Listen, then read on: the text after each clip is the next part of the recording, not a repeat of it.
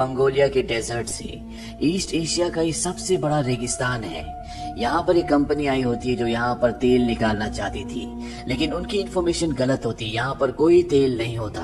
और अब ये सब के सब वापस जा रहे हैं। इन सबको वापस ले जाने के लिए यहाँ पर एक प्लेन भेजा गया है जिसके पायलट का नाम फ्रैंक होता है। उनके साथ उनका को पायलट भी होता है। ये दोनों के दोनों यहाँ पर जितना भी सामान है और जितने भी एम्प्लॉयज हैं उन सब को लेकर यहाँ से बीजिंग जाएंगे। ये सब के सब प्लेन में बैठ जाते हैं और बीजिंग के लिए निकल पड़ते हैं। और तभी इस विशाल रेगिस्तान में तूफान आना शुरू हो जाता है। फ्रैंक का जो को पायलट होता है वो बोलता है हमें क्या करना चाहिए। फ्रैंक कहता है कि अगर हम वापस गए तो हमें फ्यूल के लिए इंतजार करना पड़ेगा, क्योंकि दोबारा उड़ान भरने के लिए हमारे पास फ्यूल नहीं है और इसमें कितना वक्त लगेगा मुझे नहीं पता, इसीलिए हमें आगे बढ़ना होगा। और फ्रैंक अपने प्लेन को और भी ऊपर ले जाता है ताकि वो इस रेत के तूफान से ऊपर से निकल पाए। लेकिन यहाँ पर इनका प्लेन ओवरलोडेड होता है और ये तूफान में फंस जाते हैं। साथ ही रेडियो से मदद के लिए संपर्क करने की भी कोशिश करते हैं, लेकिन इनका संपर्क नहीं हो पाता। और तभी रेत की वजह से इनका एक इंजन खराब हो जाता है। फ्रैंक कहता है कि मुझे इमरजेंसी लैंडिंग करनी होगी और वो इमरजेंसी लैंडिंग करने के लिए प्लेन को नीचे उतारना शुरू करता है। लेकिन ये लैंडिंग इतनी आसान नहीं है क्योंकि उसे आगे कुछ भी नहीं दिख रहा होता। और जैसे प्लेन और नीचे उतरता है तो इनके प्लेन का पिछला हिस्सा एक चट्टान से टकराता है, जिस वजह से पीछे का दरवाजा खुल जाता है। इनमें से एक पैसेंजर उड़ जाता है और उसकी मृत्यु हो जाती है। और अब इनका प्लेन रेगिस्तान में घिसटता हुआ बहुत आगे तक जाता है। और जब प्लेन रुकता है तो ये देखते हैं कि प्लेन में 2 पैसेंजर्स और मर चुके होते हैं, लेकिन अभी भी ये बाहर नहीं जा सकते क्योंकि बाहर तूफान चल रहा है। और जब तूफान थमता है तो ये दिखाया जाता है कि इनका पूरा प्लेन रेत के अंदर दफन हो चुका है। लेकिन कुछ ही घंटों बाद रेत वहाँ से उड़कर हट जाती है और इनका प्लेन एक बार फिर से विजिबल हो जाता है। ये सब के सब बाहर आते हैं और अपने खाने की सप्लाई चेक करते हैं और इन्हें पता चलता है कि इनके पास 1 महीने की खाने और पानी की सप्लाई है। इन्हीं में से एक आदमी होता है, वो कहता है मैं चलकर यहाँ से बाहर निकल जाऊंगा। दरअसल इन्हें यहाँ से बाहर निकलने के लिए 200 मील का सफर तय करना होगा। अब ये मंगोलिया में नहीं, चाइना में कहीं है, लेकिन इन्हें अपनी एग्जैक्ट पोजीशन नहीं पता होती और ना ही इनका रेडियो काम कर रहा होता है। वो आदमी जो यहाँ से चलकर निकलना चाहता है वो कहता है कि मैंने मैराथन किया, मैंने हाइकिंग ट्रैकिंग किया है, मैं यहाँ से जा सकता हूँ। उसे बताया जाता है कि ये जुलाई का महीना है और रेगिस्तान में जुलाई का महीना सबसे गर्म होता है। अगर आप 1 गिलास पानी पियोगे तो चंद ही मिनटों में आपके शरीर से पसीना बनकर 10 गिलास पानी निकल जाएगा। वो कहता है मैं सिर्फ रात को सफर करूंगा। उसे बताया जाता है कि लेकिन तुम्हें रास्ता पता नहीं चलेगा क्योंकि यहाँ पर जो पहाड़ियां हैं वो मैग्नेटिक हैं और तुम्हारा कंपास कभी भी काम नहीं करेगा, इसीलिए तुम गोल गोल घूमकर बार बार एक ही जगह पर आ जाओगे। और उसको समझ में आ जाता है कि वो यहाँ से इस वक्त अकेला नहीं निकल सकता। अब उसी रात को जब इस सब के सब प्लेन के अंदर सो रहे होते हैं तो बाहर तूफान चल रहा होता है और तभी इनमें से एक आदमी जिसका नाम डेविस होता है वो बाहर टॉयलेट करने के लिए जाता है। और जब वो वापस आ रहा होता है तो उसका पैर पत्थर से टकराता है, जिसकी वजह से वो रेत से लुढ़कता हुआ नीचे की ओर चला जाता है। तूफान में उसे चारों तरफ कुछ भी नहीं दिखता और वो रास्ता भटक जाता है। हालांकि वो मदद के लिए चिल्लाता भी है, लेकिन कोई भी उसकी आवाज नहीं सुन पाता। सुबह जब सब उठते हैं तो वो देखते हैं कि उनका एक साथी डेविस गायब है। उसे चारों तरफ ढूंढने की कोशिश करते हैं, लेकिन उसका कुछ भी पता नहीं चलता क्योंकि वो रेत में दफन हो चुका होता है। और इस बात से सब परेशान होते हैं, इसीलिए इनमें जो लेडी होती है वो पायलट फ्रैंक के पास जाती है और वो फ्रैंक से पूछती है कि कोई हमें यहाँ पर बचाने के लिए आएगा, इसके कितने % चांसेस है। फ्रैंक कहता है कि 5%, लेकिन हम यहाँ से निकल नहीं सकते क्योंकि हम रेगिस्तान के बीचों बीच हैं। हमारे पास पानी और खाना बहुत कम है और इतने कम खाने और पानी के साथ अगर हमने चलना शुरू किया तो ये सब का सब 2 दिन में खत्म हो जाएगा और हम में से कोई भी नहीं बचेगा। हालांकि इस बात के चांसेस बहुत कम है कि कोई हमें यहाँ पर ढूंढने के लिए आएगा, लेकिन मैं ऑप्टिमिस्टिक हूँ, इसीलिए मैं यहाँ पर इंतजार करना प्रेफर करूंगा। वहीं बाहर जो लोग होते हैं धीरे धीरे उनकी उम्मीदें टूटना शुरू हो जाती है कि कोई उन्हें यहाँ पर लेने के लिए आएगा। इसीलिए इनमें से 2 लोग यहाँ से जाने का फैसला करते हैं और साथ ही वो अपने कुछ पानी भी ले जा रहे होते हैं। तभी फ्रैंक उन्हें कहता है कि यहाँ से पानी कोई नहीं ले जाएगा और पानी की वजह से इनके बीच में हाथापाई होना शुरू हो जाती है, जिस वजह से पानी गिर जाता है। यहाँ पर एक आदमी होता है जिसका नाम एलियट होता है, वो इनके पास आता है। वो कहता है कि मेरे पास एक आइडिया है जिससे हम सब की जान बच सकती है। मैं कई दिनों से इस प्लेन को ऑब्जर्व कर रहा हूँ और हम इस प्लेन को रिबिल्ड करके एक दूसरा प्लेन बना सकते हैं। फ्रैंक उससे पूछता है कि तुम प्लेन के बारे में क्या जानते हो। एलियट कहता है कि मैं प्लेन डिजाइन किया करता था। दरअसल एलियट के बारे में कोई भी ज्यादा नहीं जानता, क्योंकि वो उस कंपनी के साथ काम नहीं करता था जो मंगोलिया में तेल निकाल रही थी। वो एक दिन वहाँ पर आया और उसके बाद से पिछले 2 सालों से वो उन्हीं के साथ था। यहाँ पर एलियट के बारे में जानने के बाद सब शॉक्ड होते हैं, लेकिन साथ ही साथ अब उनके अंदर एक उम्मीद भी है और वो सब तैयार हो जाते हैं कि वो इस प्लेन को रिबिल्ड करेंगे। लेकिन फ्रैंक उनकी बातों से सहमत नहीं होता। वो कहता है ऐसा नहीं हो सकता और वो इसके लिए साफ साफ मना कर देता है। और अगली सुबह इन्हीं में से एक और, जिसका नाम जेम्स होता है, वो यहाँ से निकल जाता है।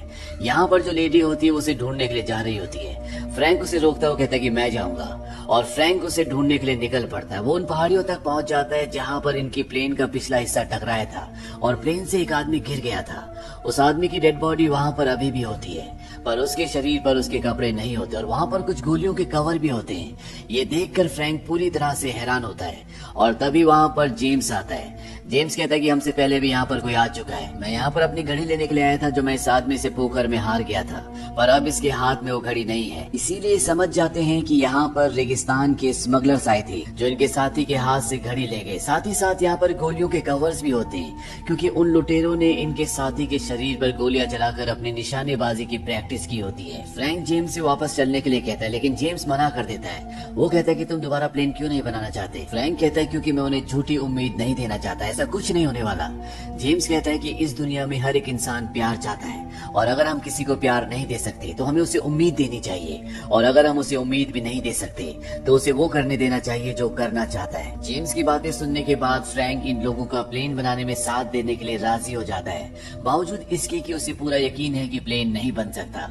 ये दोनों के दोनों उस जगह पर आ जाते हैं जहाँ पर इनके बाकी के साथी हैं और अब ये सब मिलकर प्लेन बनाना शुरू करते हैं। ये दिन में काम नहीं करते क्योंकि यहाँ पर बहुत गर्मी होती है, इसीलिए पूरी रात काम करते हैं। पर इनकी परेशानियां तब बढ़ जाती है जब एक रात को इनका वो फ्यूल जो इन्होंने आग जलाने और जनरेटर चलाने के लिए रखा होता है, वेल्डिंग करते हुए उस पर चिंगारियां गिर जाती है और एक बहुत बड़ा ब्लास्ट होता है। हालांकि इस ब्लास्ट में किसी की जान नहीं जाती, लेकिन इनका सारा का सारा फ्यूल बर्बाद हो जाता है। अब इनके पास उतना ही पेट्रोल यानी कि उतना ही फ्यूल बचा है जिस पेट्रोल से यहाँ से निकल सकते हैं। ये उसे इस्तेमाल नहीं कर सकते, इसीलिए इन्हें अब रात को नहीं बल्कि दिन में काम करना होगा और दिन में यहाँ पर बहुत ज्यादा गर्मी होती है। लेकिन ये हिम्मत नहीं हारते, ये दिन में काम करना शुरू कर देते हैं। और अब जो इन्होंने प्लेन को रिबिल्ड किया है उसमें इन्हें एक विंग को जोड़ना है और इनके पास एक ही मौका है। अगर ये विंग नीचे गिर गया तो ये कभी भी ऊपर नहीं आ सकता, क्योंकि इनके पास इतने भारी सामान को उठाने के लिए कोई भी क्रेन नहीं है और ये उसे धीरे धीरे ऊपर से छोड़ना शुरू करते हैं। लेकिन तभी वो जंजीर टूट जाती है जिससे इन्होंने उस विंग को होल्ड किया होता है। वो विंग बहुत तेजी के साथ नीचे की तरफ खिसक जाता है और वो सीधा प्लेन से टकराता है। इस बात से सब हताश हो जाते हैं। प्लेन के अंदर पहले से इनका एक साथी होता है जिसे उस विंग को एक बोल्ट से जोड़ना है और तभी वो बाहर आता है। वो कहता है कि मैंने कर दिया। दरअसल जंजीर टूटने के बाद विंग जब फिसल कर नीचे प्लेन की तरफ गया था तो वो एग्जैक्ट उसी पोजीशन पर गया था जहाँ पर उसे जाना था। और इस विंग के जुड़ने के बाद इनके प्लेन का पूरा ढांचा तैयार हो चुका है और सबको अब उम्मीद है कि ये यहाँ से फ्लाई करके निकल जाएंगे। इसीलिए नाचना शुरू कर देते हैं, एंजॉय करना शुरू कर देते हैं। साथ ही साथ ये रेत भी हटा रहे होते हैं ताकि एक ट्रैक तैयार कर सके और यहाँ से उड़ सके। लेकिन ये सब इतना आसान नहीं है। एक दिन यहाँ पर इलेक्ट्रिक तूफान भी आ जाता है जिसमें बहुत सारी बिजलियां गिरना शुरू हो जाती हैं और इनका जो प्लेन का विंग है उसके अंदर पेट्रोल है, इसीलिए सब वहाँ से भागकर उससे दूर हो जाते हैं। लेकिन एलियट वहाँ से नहीं जाता क्योंकि वो किसी भी कीमत पर इस प्लेन को नहीं खोना चाहता। और जब उसके ऊपर बिजली गिरने वाली होती है तभी फ्रैंक उसे पकड़कर वहाँ से कूद जाता है, जिस वजह से उसकी जान बच जाती है। क्योंकि अगर एलियट को कुछ हो गया तो इनमें से कोई भी नहीं है जो इस प्लेन को पूरा कर सके। ये इस प्लेन का नाम फिनिक्स रखते हैं। फिनिक्स दरअसल इजिप्शियन माइथोलॉजी के हिसाब से रेगिस्तान का एक ऐसा पक्षी है जिसे बहुत ही शक्तिशाली माना जाता है। लेकिन इन्हें अभी भी फिनिक्स पर यानी कि अपने प्लेन पर बहुत काम करना है। धीरे धीरे इनका पानी भी खत्म हो रहा है और एक रात को ये रेत की चट्टान से देखते हैं कि इनसे काफी दूर कुछ लोग हैं जो टेंट लगाकर वहाँ पर सो रहे हैं। दरअसल ये सब स्मगलर्स होते हैं, हथियारों के सप्लायर होते हैं जो ऐसे बेहद रेगिस्तान के रास्तों से हथियारों की सप्लाई एक देश से दूसरे देश में करते हैं। फ्रैंक कहता है कि हमें उनसे पानी की मदद मांगनी चाहिए। हालांकि एलियट मना करता है, लेकिन फ्रैंक और उसके कुछ साथी वहाँ पर उन लोगों से पानी की मदद मांगने के लिए जाते हैं। फ्रैंक और उसका साथी पत्थर के पीछे छुप जाते हैं ताकि अगर कोई भी खतरा हो तो वो पीछे से हमला कर दें। इनके पास गन भी होती है और जब वो उन स्मगलर से पानी की मदद मांगते हैं तो उनमें से एक आदमी इन्हीं के एक आदमी पर गोली चला देता है। फ्रैंक और उसका जो साथी होता है वो पीछे से इन पर गोलियां चलाते हैं और इनके आदमियों को मार देते हैं, लेकिन एक स्मगलर वहां से भागने में कामयाब हो जाता है। हालांकि फ्रैंक के पास मौका था उसे पीछे से गोली मारने का, लेकिन वो गोली नहीं चलाता क्योंकि वो हत्यारा नहीं है। यहाँ पर जेम्स इन मरे हुए स्मगलर्स में से एक स्मगलर के हाथ में अपनी वही घड़ी देखता है जो उसके उस दोस्त के पास थी जिसकी प्लेन से गिरकर मृत्यु हो गई थी। यानी कि वही स्मगलर्स हैं जो पहले भी यहाँ पर आ चुके हैं और इन्हीं स्मगलर्स ने इनके मरे हुए साथी के ऊपर गोलियां चलाई थी। यानी कि ये हत्यारे, ये बहुत खतरनाक हैं। इन स्मगलर्स में से एक स्मगलर बच जाता है, वो घायल होता है और ये सब उसे अपने प्लेन के पास ले आते हैं। हालांकि कुछ लोग चाहते हैं कि इसे मार दिया जाए क्योंकि इसने इनके एक साथी को मारा है, लेकिन फ्रैंक ऐसा करने से मना करता है। सबके बीच में आर्गुमेंट्स हो रहे होते हैं और तभी एलियट उसे गोली मार देता है, जिस वजह से फ्रैंक और एलियट के बीच में आर्गुमेंट्स होना शुरू हो जाते हैं। एलियट फ्रैंक को ब्लेम करता है, वो कहता है कि तुम पायलट थे, तुम्हारी वजह से हम यहाँ पर फंसे हैं और तुम्हारी वजह से हमारे एक साथी की जान गई क्योंकि मैंने मना किया था, फिर भी तुम वहाँ पर गए। और इस बात से फ्रैंक को गुस्सा आता है, वो एलियट को एक पंच मारता है और अब एलियट इन सब से नाराज हो जाता है, उसकी ईगो हर्ट हो जाती है। वो कहते हैं कि अब मैं प्लेन नहीं बनाऊंगा, मुझे जितना काम करना था मैंने कर लिया, मैं यहाँ पर 10 लोगों के बराबर काम करता हूँ और तुम सब आराम करते हो। कैली यहाँ पर उसके पास आती है और वो उसे कहते हैं कि तुम्हारे बिना हम इस प्लेन को नहीं बना सकते, हमें तुम्हारी जरूरत है। वो कहता है कि अगर सब मुझसे रिक्वेस्ट करेंगे तभी मैं इस प्लेन को बनाऊंगा और सबको उससे रिक्वेस्ट करनी पड़ती है, यहाँ तक कि फ्रैंक को भी। फ्रैंक कहता है कि तुम यहाँ के बॉस हो, प्लीज इस काम को खत्म करो। एलियट मान जाता है और एक बार फिर से सब के सब प्लेन के काम को खत्म करने में जुट जाते हैं। एक दिन ये दूरबीन से देखते हैं कि जो स्मगलर यहाँ से भाग गया था वो अब अपने साथियों के साथ यहाँ पर पहुंच चुका है, पर वो लोग आगे नहीं बढ़ रहे होते क्योंकि वो जानते हैं कि इनके पास हथियार हैं। दरअसल स्मगलर्स के जो हथियार थे अब वो इन्हीं के पास हैं, लेकिन स्मगलर्स को ये पता है कि इनका पीने का पानी और खाना बहुत जल्दी खत्म हो जाएगा और जब ये पूरी तरह से कमजोर हो जाएंगे तब वो इन पर हमला करेंगे।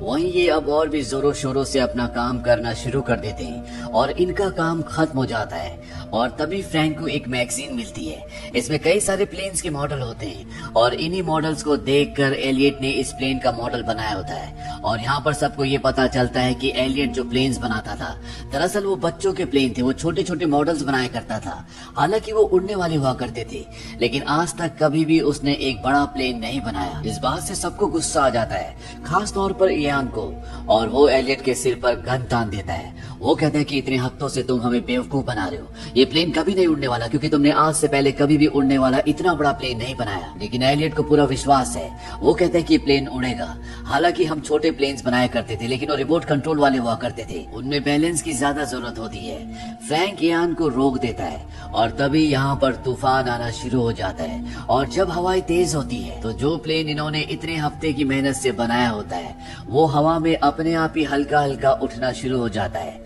और ये देखकर सब समझ जाते हैं कि ये प्लेन उड़ेगा। उनके दिल में जो उम्मीद खत्म हो चुकी थी एक बार फिर से जाग उठती है, लेकिन ये रेगिस्तान का तूफान होता है जिस वजह से प्लेन पूरी तरह से रेत में ढक जाता है। तूफान खत्म होने के बाद सब के सब हताश होते हैं क्योंकि इन्हें अभी भी यकीन नहीं है कि ये प्लेन इन सब को लेकर यहाँ से उड़ सकता है। लेकिन फ्रैंक कहता है कि हम सब ने इसे मेहनत से बनाया है और इसे हम उड़ाकर यहाँ से ले जाएंगे। ये सब के सब प्लेन को रेत से निकालते हैं और खींचते हुए उस जगह तक ले जाते हैं जहाँ पर रेत नहीं होती और प्लेन को स्टार्ट करते हैं। प्लेन स्टार्ट होता है लेकिन अगले पल वो बंद हो जाता है। ये कई बार ट्राई करते हैं और फाइनली इनका प्लेन स्टार्ट हो जाता है। प्लेन के इंजन की आवाज सुनकर जो स्मगलर्स होते हैं वो इनकी तरफ बढ़ना शुरू कर देते हैं। वो घोड़ों पर अपनी गन्स लेकर इन्हें मारने के लिए इनकी तरफ आ रहे हैं। ये सब के सब प्लेन के ऊपर चढ़ जाते हैं और विंग्स के साथ लटक जाते हैं। दरअसल इनके प्लेन का डिजाइन ऐसा होता है कि उसके अंदर बैठने के लिए किसी के लिए कोई जगह नहीं होती। इन्होंने एक बहुत बड़े हवाई जहाज से एक छोटा सा प्लेन बनाया है और अब इनका प्लेन रनवे पर आगे बढ़ना शुरू होता है। पीछे से वो स्मगलर्स लगातार इन पर गोलियां चला रहे होते हैं लेकिन इनमें से किसी को भी गोली नहीं लगती और तभी इनका रनवे खत्म हो जाता है और इनका प्लेन एक गहरी खाई में गिर जाता है। स्मगलर्स को लगता है कि ये सब मारे गए, लेकिन अगले पल इनका फिनिक्स उसी खाई से ऊपर उड़ता है और वो आसमान में उड़ना शुरू कर देता है। ये सब के सब इससे बहुत खुश हो जाते हैं क्योंकि इतने हफ्तों से जो इन्होंने मेहनत की थी वो मेहनत इनकी कामयाब हो चुकी है। और इस तरह से सब मौत को मात देकर इस रेगिस्तान से जहाँ से निकलना नामुमकिन है यहाँ से निकल जाते हैं। और अंत में हमें इन सब की फोटोज दिखाई जाती है। ये सब के सब अपने परिवार के साथ अपने काम में खुश हैं। फ्रैंक और उसका को पायलट अपनी खुद की एयरलाइंस खोल लेते हैं जिसका नाम वो फिनिक्स रखते हैं। और एलियट की फोटो एक मैगजीन में छपती है जिसमें क्वेश्चन मार्क के साथ लिखा होता है नासा की नई उम्मीद, यानी कि अब वो नासा के लिए काम करता है। ये फिल्म सन 2004 में रिलीज हुई थी। IMDb पर इसकी रेटिंग है 6.1। इस फिल्म का बजट था $45 मिलियन और बॉक्स ऑफिस पर इसने कमाई की थी $35 मिलियन की। उम्मीद करते हैं कि ये कहानी आपको पसंद आई होगी।